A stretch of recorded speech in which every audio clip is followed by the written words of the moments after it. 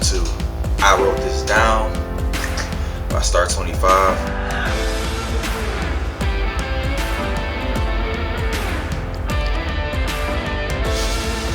Alright, ladies and gentlemen. Alright, ladies and gentlemen. Alright, ladies and gentlemen. Alright, ladies and gentlemen. I'm gonna kind of freestyle this one right now. Welcome to I Wrote This Down.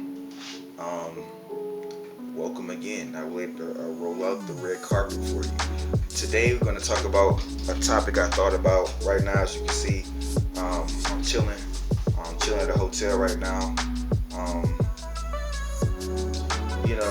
I kind of think about stuff like, on the, different topics that people may think about that they just don't talk about.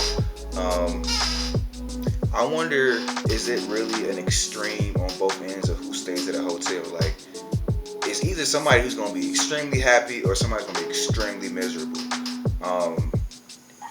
And it's expensive either way. Like, you wouldn't mind spending your dollars at a hotel if you're having a good time, like you're on a honeymoon, or you just want to get away, you in a distant land or whatever. But on the other hand, some people go into hotels because they may not have a place to stay, or they just trying to find a place to stay and they need somewhere to lay their head, or they might have got kicked out, or most things, and they're spending their money unnecessarily because they got into a disagreement.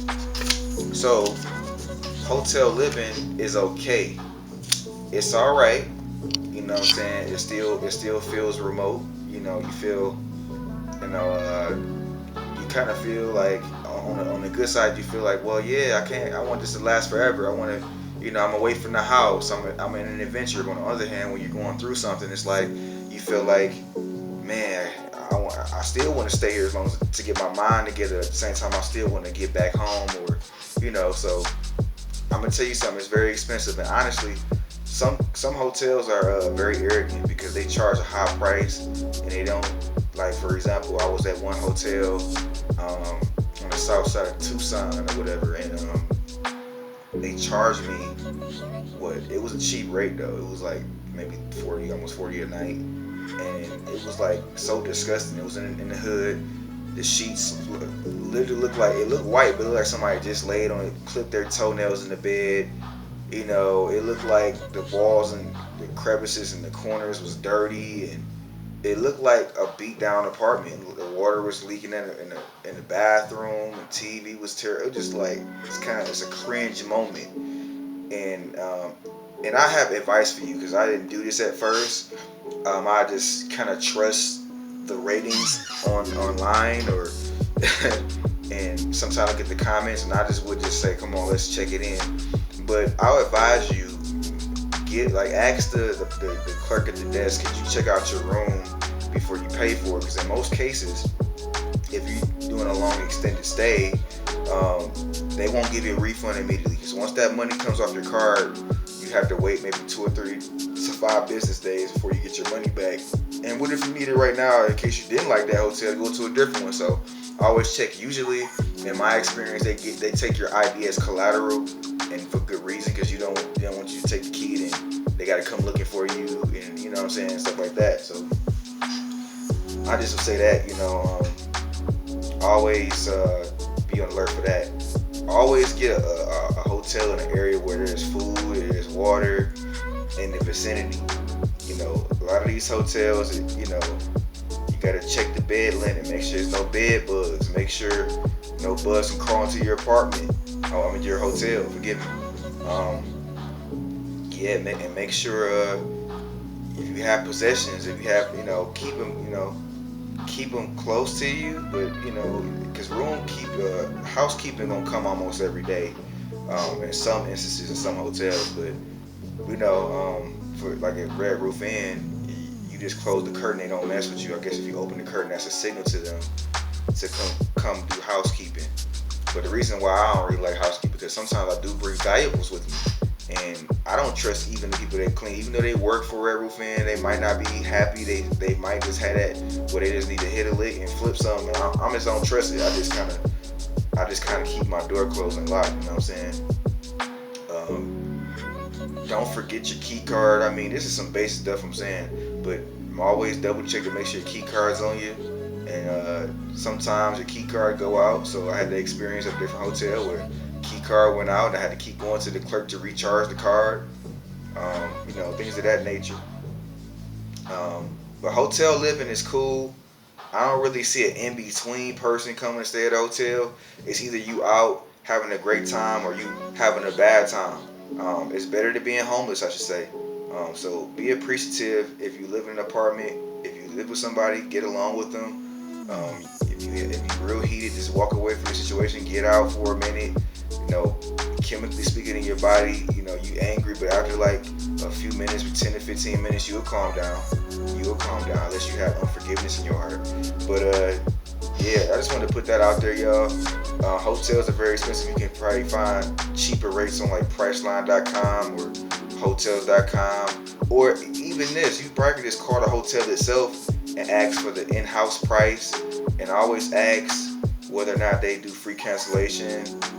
Usually they do nowadays, and they usually have you pay at the site, which is convenient for a lot of people.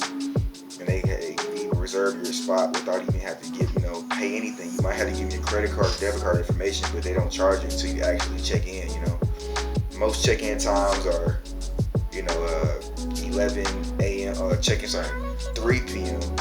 Checkout times are 11 a.m. And some hotels, especially low end, they might charge you for early check-ins. And if you don't hear anything about a charge for early check-in, it might be because they are full. They won't let you check in early. In my case, one of the hotels I went to, I came like 3 hours early. I had to wait 3 hours to check in, so I just went to go get something to eat. I kind of chilled, relaxed, and then checked in. You know what I'm saying? Not before checking it first. You know what I'm saying? Because I had a bad experience another time. But I just want to let you know, man. Hotels are, if you in that space of real estate, you might want to consider getting into real estate investment by buying a hotel out. Franchising a hotel out, because usually, like I said, for example, my rent was like almost $800. Man, I'm telling you, hotels at regular rates of maybe $50 a night or $40-something a night can make $800 easy in like 10 to 14 days. So imagine how much your rent would be. Say it'd be like $1,600, almost $2,000. They talking about some New York rates here, not New York, California rates for an apartment. So imagine how much their hotels cost. Yeah, man. You want to make sure, man, you got that bank. Whenever you go on a trip, like you plan for a trip, like in my case with me and my wife, when we plan trips or whatever, the 3 things we look at is the room and board, which is the hotel, the travel, and also what else we look for? Pocket money or whatever to have with us. So that's what we look at, because hotels, if you're trying to stay somewhere a week, that's why, living paycheck to paycheck is very difficult. You gotta save up money. Even if you go in a hotel, if you did save up money, you're risking putting in PTO or paid time off, either to get paid when you come back, or if you put it in early and get paid to have money when you are actually out there and come back and be broke for about a week or two. It's not worth it. It's best to save up for it. You know what I'm saying? That way you won't be hurting at all. It's best to just have an emergency fund or just, a cushion at all, so you won't live paycheck to paycheck. But I know I'm digressing, man. Hotel living is okay. Only temporarily, man. It's kind of like, you in a space where you're traveling and you're getting to see the world, and you got that instant access point or haven to go into that adventure you want to do again. So be careful what you choose. Some of these hotels are very overpriced. Me personally, I don't feel like you need to spend a lot of money on a hotel, as long as it's clean, it's decent, you got good infrastructure, and make sure your hotel has a microwave and a refrigerator, especially if you're doing extended stays, because you pretty much live in there for a moment, so you're gonna need to eat, and most likely you want to, you might have leftover food from a carryout or dine-in or something like that. You want to be able to store that food. You want to be able to reheat that food. You know what I'm saying? So those things you want to look out for, and you want to make sure they have toiletries you need. I would recommend bringing your own washcloth or something, your own soap, your own wash, because they soaps be real small, you can't really, you only wash it one time with that soap. You know what I'm saying? So shampoo bottles be this small. Like, I mean, that's supposed to be complimentary. I mean, I guess people were just abusing it or whatever. But bring your own shampoo, bring your own conditioner, bring your own soap.